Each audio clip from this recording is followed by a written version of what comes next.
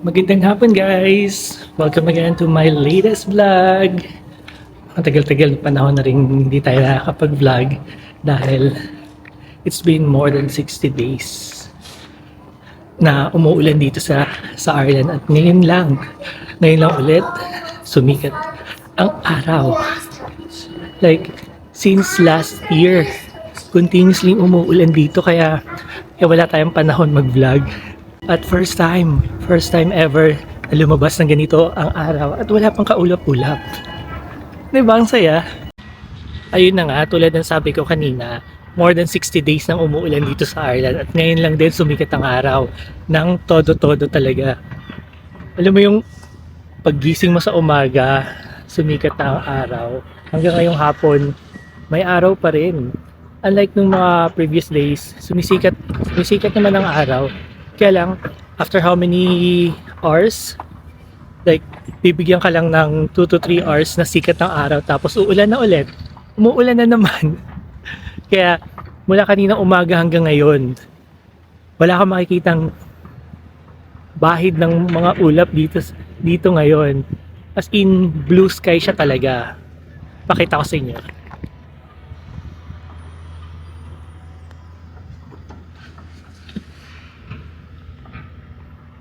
O, di ba? Ang galing. So, nakakapag-vlog na tayo ngayon. Andito tayo ngayon sa Bray. At susubukan nating umakyat ulit dahil nakapunta na ako doon, nakakit na ako sa bundok na to, sa Bray Cross. Pero susubukan ulit natin pumunta. At kasi perfect timing to eh. Hindi masyadong malakas yung hangin. Masikat ang araw, malamig siya. Ngayon nga pala is 9 degrees Celsius. 2:30 na ng hapon. Okay lang yung lamig kasi masikat naman yung araw. Kaya, see you!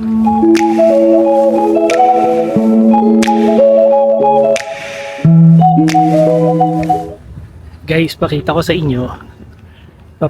inyo kung saan tayo aakyat ngayong bundok. Ito yun, oh. Ito yung sinasabi ko sa inyo kanina. Yan. Susubukan ulit nating umakyat sa tuktok niyan. Sa pag-akyat mo dyan sa tuktok na yan, napakaganda. 360 degrees mo makikita yung Dublin, yung Ireland. Saka sa tuktok nun, may napakalaking cross. Kaya siya tinawag na Bray Cross. Every Holy Week, may mga umaakyat doon, nagdadasal, lalo na yung Station of the Cross. Ginagawa nila mula dito sa baba, papunta doon sa taas.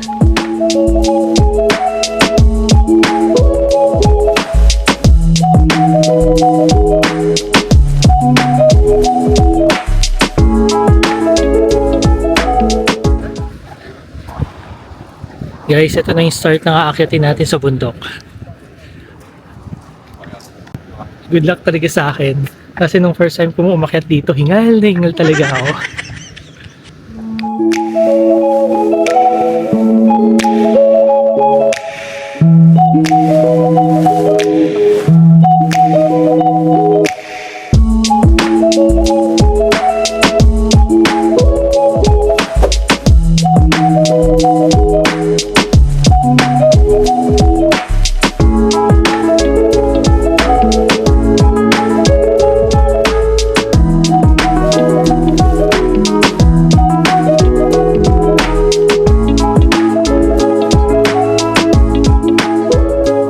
Guys, ito na. Aakit na tayo.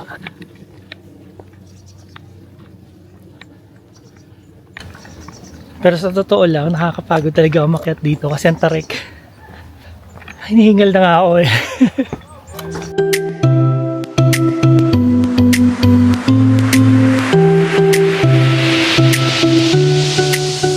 Ang dami mga umaakyat ngayon dito kasi maganda yung panahon. Pero ako, hingal na. Ay, no. Siguro sa 1.8 pa lang ako. 1.8 nang aakyatin ko ngayon dito sa bundok. Ay, no.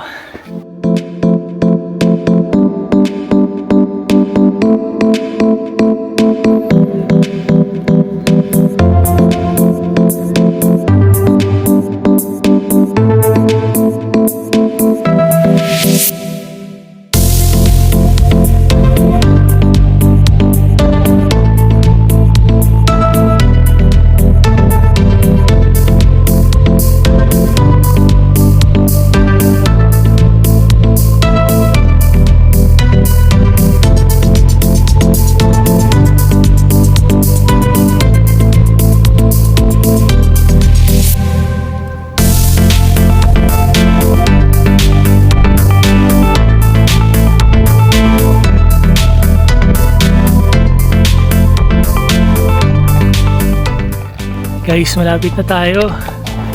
Ay nako, pawis na ako. Kaya ang lamig-lamig ng hangin. Ramdam na ramdam ko yung tagaktak ng pawis.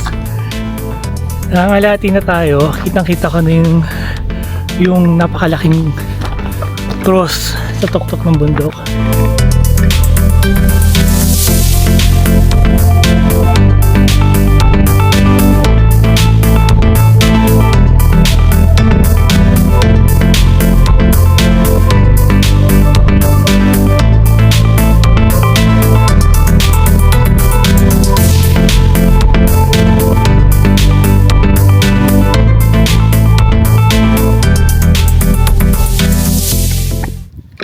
Guys, nandito na tayo sa tuktok ng Bray Cross. Perfect na perfect yung weather. Hindi siya normal lang yung lakas ng hangin, kaya hindi siya ganoon kalamig. Tsaka ang daming mga tao dito sa taas. Daming mga estudyante.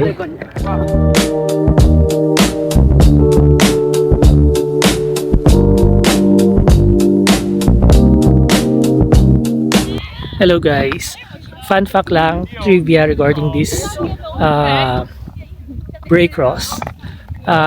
Itong Bray Cross na to is 791 feet na hill. Part ito ng Wicklow Mountain. Napapagitnaan siya ng Greystone saka ng Bray. And then tuwing Good Friday, yung mga lokal dito, umaakyat sila dito. Hundreds of the local Irish umaakyat dito para magposesyon for Station of the Cross. Tapos ang final destination nila, itong cross na to. Tsaka kung tatanungin nyo kung paano pumunta dito sa Bray para mapuntahan tong Bray Cross na to, kung andun kayo sa city center, madali lang dahil sasakay lang kayo ng DART from city center, pababa kayo sa Bray Station.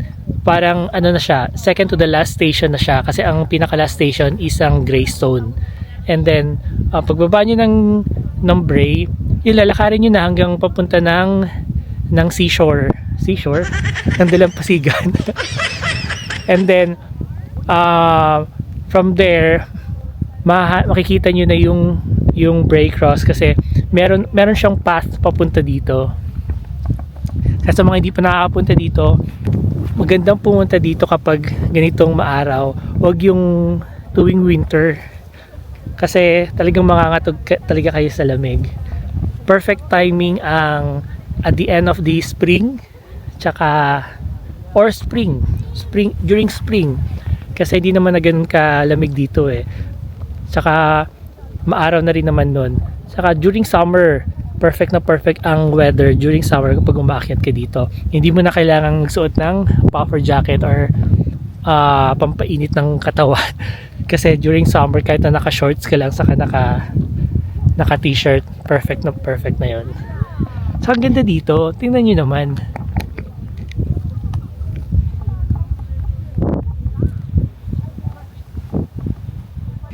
Puntahan natin yung cross mismo.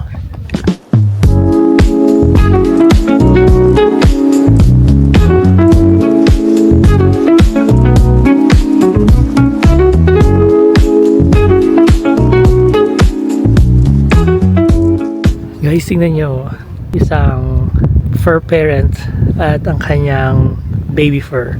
Ewan ko lang kung kitang-kita nyo from here. Try ko na lang i-zoom. Tingnan nyo, ayan o. Ayan sila, ang cute.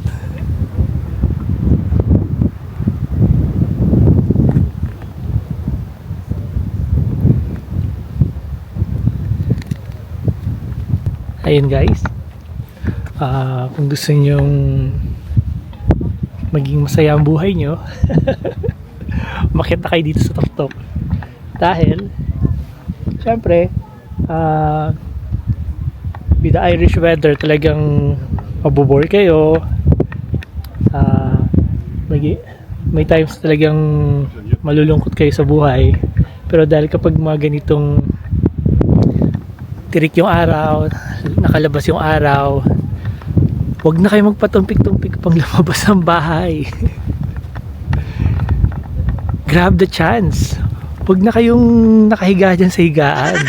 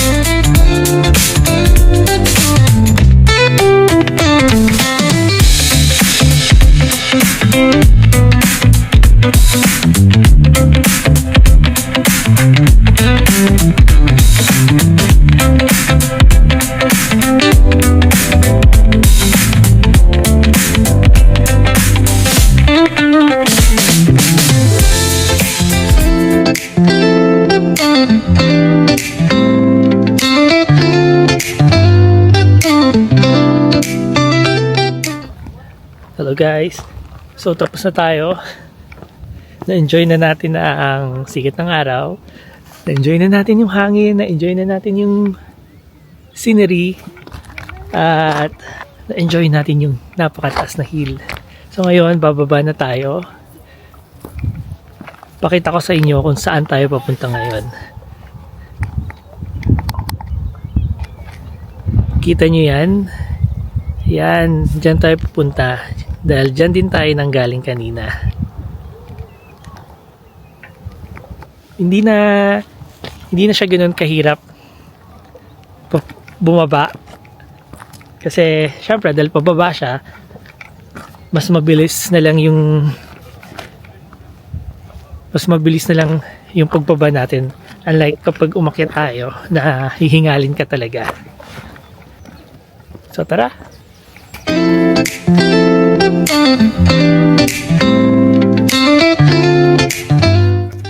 Matarik. Ang hirap bumaba.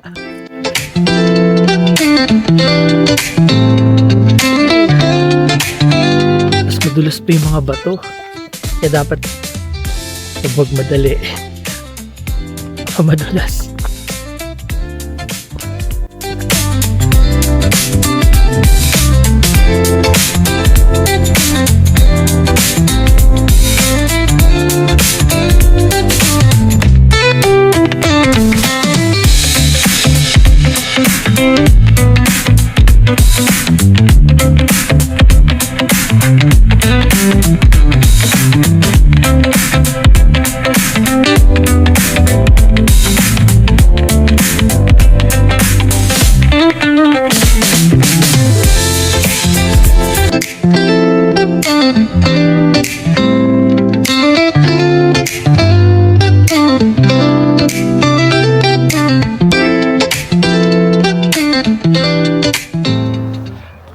Ayun guys, malapit na tayo sa baba ng hill.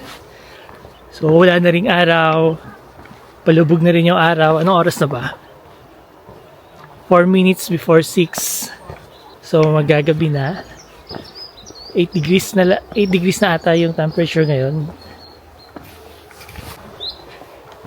Hindi siya ganun nakakapagod tulad nung first na punta ko dito na kung saan hingal na hingal talaga ako. Alam niyo yun, tagaktak pawis ko. Baka kasi siguro summertime kasi yung akyat ko nun eh. Eh ngayon, patapos na ng winter at papasok na ang spring, so malamig. So, andito na tayo sa exit kung saan tayo nagsimula. Pakita ko sa inyo. Yan. Lalabas na tayo dyan. Ayun na. Nasa labas na tayo.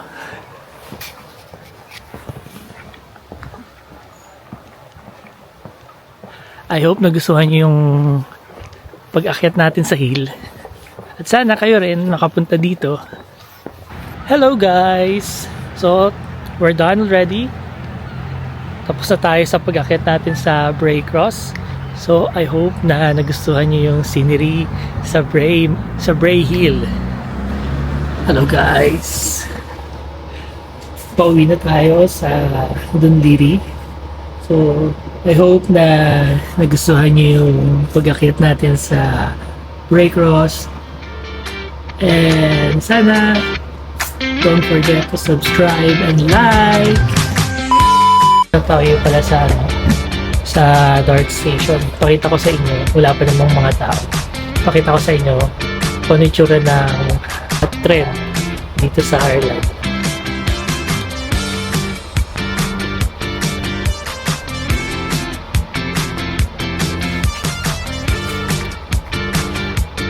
Ayun lang. Pinakita ko lang sa inyo. So, see you next time. Bye!